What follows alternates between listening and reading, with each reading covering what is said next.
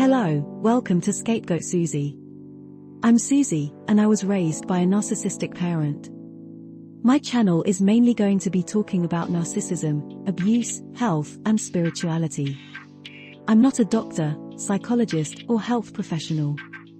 All my thoughts and advice are my own, from my own experiences, and do not constitute professional advice.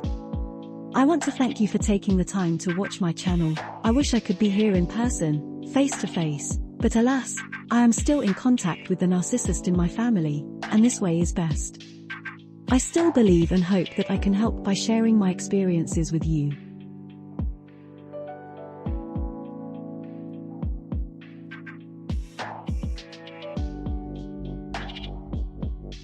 Today I'm going to be talking about narcissism and why we should not hate Amber Heard or people like her. I have to do this video before I talk about aspects of narcissism, because once I talk about the different behaviors involved, it becomes easy to despise narcissists and blame them for everything. I don't want to be responsible for creating and spreading hatred. That is not what my channel is about. Yes, you can hate a narcissist's actions, but hating the person does not help anyone, especially not you. They're abusing you. Why are they doing it? Because that's all they know. Yes or no? That is how they know their life. That's why they're doing it. If you become resentful and you think something will happen to them, see, these are things. Anger, resentment, hatred, these are all poisons that you drink and you expect somebody else to die. No, life doesn't work like that. You drink poison, you die. It's a very fair life. As a child of a narcissist, I can tell you that I have gone through many phases of hating my parent, and it has taken a lot of peeling off layers to gradually forgive this person. So, if you are in the process of unforgiveness or even hate, know that it's okay.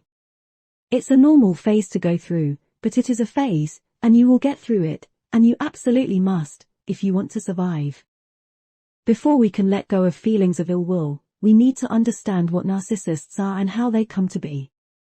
Now, I'm not an expert or professional, so please bear in mind that these are my opinions only.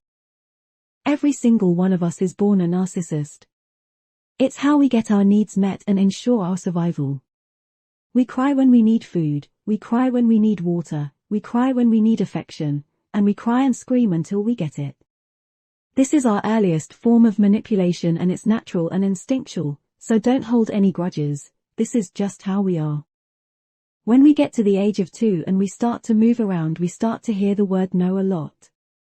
We need that no to stop us from hurting ourselves. But 2-year-olds often respond to this with tantrums, much like a narcissist does when they don't get their way. When we reach the age of 5, we go to school. This is where we realize the world does not revolve around us. We have to navigate school, understanding that we are not always first in line. Through this process, the narcissism begins to decrease, and we learn that kindness and empathy are better social skills, and make us feel good. That's unless something happens during this time that hinders our development. Now, I don't want to go into the societal aspects of how we enable narcissism, because without a doubt, the way our society is, often encourages and enables narcissistic behavior. What I want to talk about is what creates a narcissist, and what actually makes narcissism persist into adulthood. There are hundreds of reasons why this might happen. It could be physical injury to the brain, or problems with the development of the brain. It could be abuse, a traumatic incident, or a particular parenting style. There is still so much to be learnt. Here is what I've learnt through my experiences with my parent and other people like them. I often see that narcissists are part of a bigger family and tend to be the younger ones in the family. That's definitely not to say that this is always the case.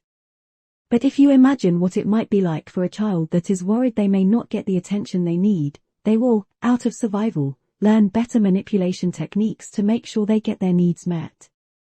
And if these techniques work, they will tend to use them their whole lives. Maybe there is a link between narcissism and parental attentiveness, regardless of how many siblings there are. But I don't think the creation of narcissistic personality ends there. I believe something traumatic has to happen for the individual to dissociate from their self. They must dislike themselves so much that they literally build a new self. A fake self. This self is perfect.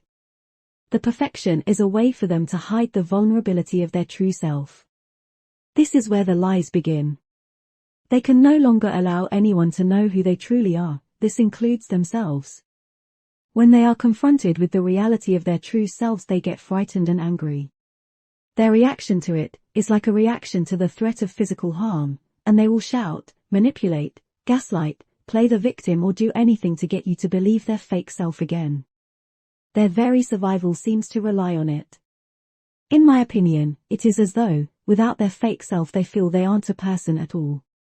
They literally feel like they could die if their true self is revealed. Can you put into words how that felt? This was the most humiliating and horrible thing I've ever been through. I have never felt more removed from my own humanity. I felt less than human. I want you to think about what that true self might be hiding. A terrible, humiliating abuse. What awful thing could have happened to a child in order for them to literally leave themselves behind and forget who they are? It is tragic. Then they are forced to keep up a lie about who they are for the rest of their lives. And lies need a lot of work. If you wonder why narcissists constantly brag, this is why. They are selling you their fake self, constantly. Perhaps they are even trying to convince themselves. There is no need to be angry or hate a narcissist. They have gone through a tough time and survived the best way they could. And make no mistake, they are still just surviving.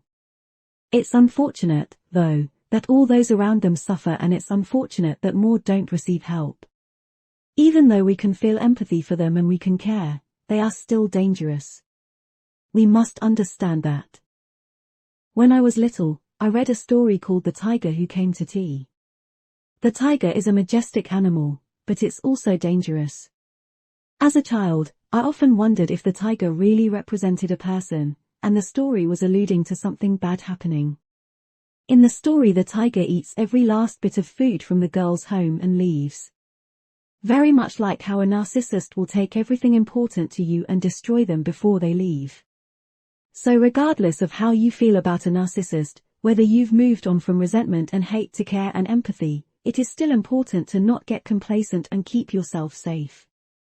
Look after yourself, and I will be back again soon to talk about how to spot a narcissist. Thanks for watching.